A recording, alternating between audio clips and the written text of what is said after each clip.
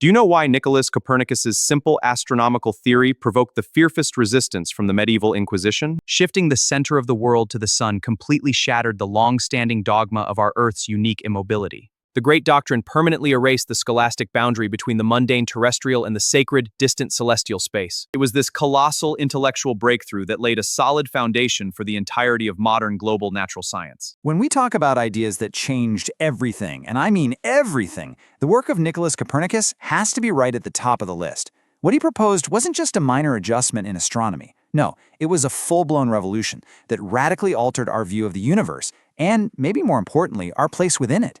So let's deconstruct this paradigm shift to really understand its incredible scientific and philosophical impact. To really feel the shockwave that Copernicus sent through the world, we first have to understand the world he lived in, the intellectual framework he was about to tear down. We have to start with the geocentric model, a vision of the cosmos with our own planet Earth sitting right at the very center. And you have to appreciate just how long this idea held on.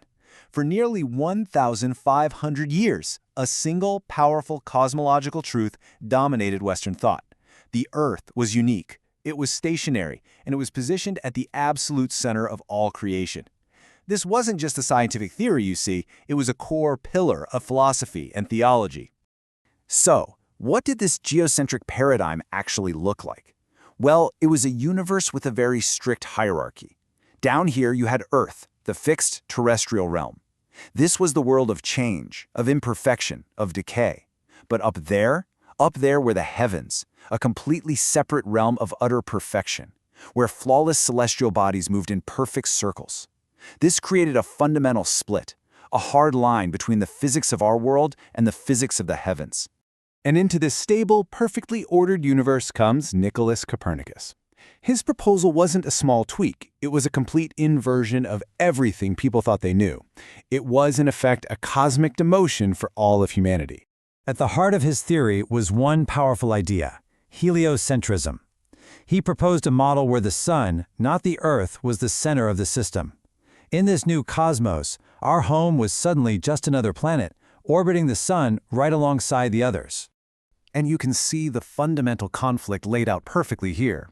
The old geocentric view insisted that Earth was unique, central, and special, with a different set of rules for the heavens. But the heliocentric model, it says Earth is an ordinary planet, and the implication of that is enormous. It means the laws of nature must be universal. That sharp distinction between the terrestrial and the celestial simply dissolves.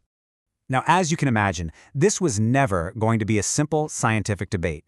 Kicking Earth out of its privileged spot at the center was a direct challenge to the entire philosophical and religious order. It ignited a fierce ideological battle that would rage for over a century.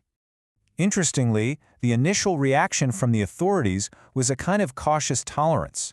For a while, the Copernican system was seen as a useful geometric trick, a clever mathematical tool for calculating the positions of planets, but certainly not a description of physical reality. But that didn't last.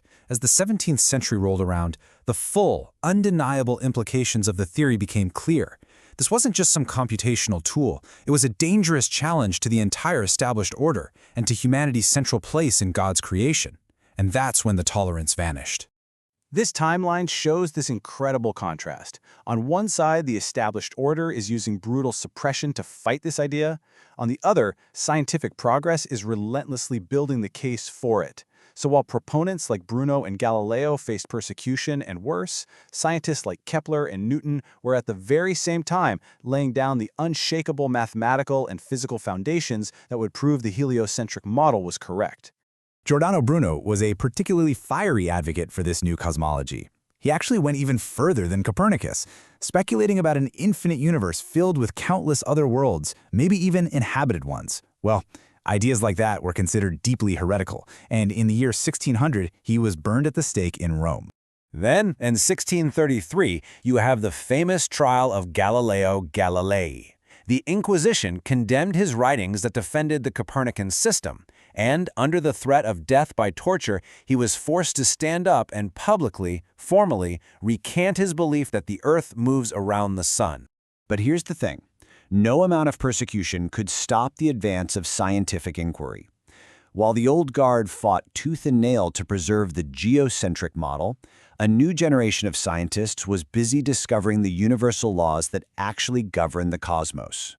The work of Johannes Kepler here was absolutely critical. He was the one who supplied the mathematical rigor that Copernicus's original model was missing.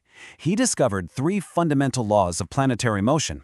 For example, his first law showed that planets don't move in perfect circles, but in ellipses, with the sun at one focus.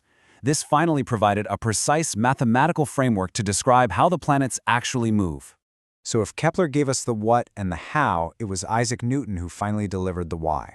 About a half-century after Galileo's trial, Newton published his law of universal gravitation. This was the physical mechanism everyone had been missing. It explained that the very same force that makes an apple fall to the ground is what holds the moon in its orbit around the Earth, and the Earth in its orbit around the sun. And the way an orbit actually works is really this beautiful, delicate balance. So picture a planet moving through space.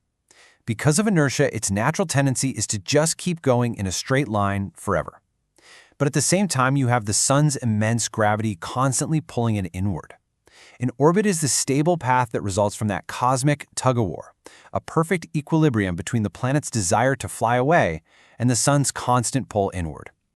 So as we wrap this up, it's absolutely vital to understand that the Copernican revolution wasn't just about rearranging a diagram of the solar system. Its true impact was so much more profound. At its very core, the revolution was the absolute destruction of anthropocentrism, that long-held, deeply ingrained philosophical and religious belief that we, human beings, are the physical and metaphysical center of the entire universe. And the ultimate consequence of that shift was monumental. By removing humanity from the physical center of the universe, the Copernican model paved the way for this incredible realization that the laws of nature are consistent, they're predictable, and they are universal. They operate the exact same way here on Earth as they do in the farthest corners of the cosmos. And this leaves us with a question that has been echoing down the centuries, from the 1600s all the way to today. You see, the Copernican revolution answered a scientific question, but it opened up a deep philosophical one that we are still exploring. If we are not the privileged center of existence, then what, exactly, is our true place within this vast and impartial universe? Thank you, friends. Strive for understanding and become wiser. See you soon.